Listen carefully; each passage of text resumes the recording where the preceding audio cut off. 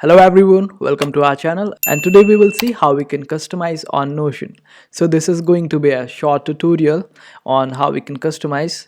So for that, open up your Notion account, and after that you will be able to see this option of new page on the bottom left corner.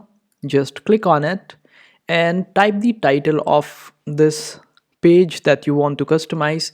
It can be anything. Suppose you want to make a schedule for your YouTube channel, so just type in YouTube over here, and you can then select empty page with icon, just empty page and no icon.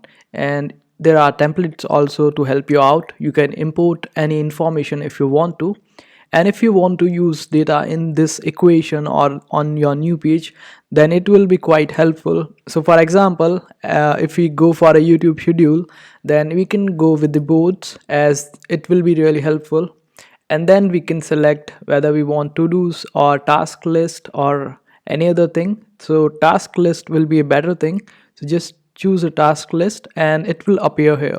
Now we can add up different video topics, or we can just type in here video topics.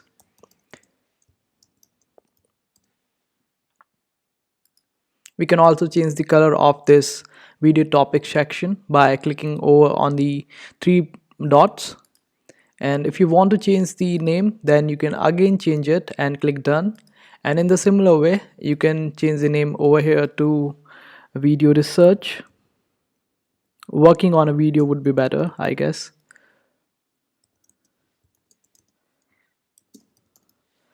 And you can also change the color of this. And in the similar way, you can type in or add other segments into this page, and you can then just type in the name of the topics over here, like customize Notion, and click enter.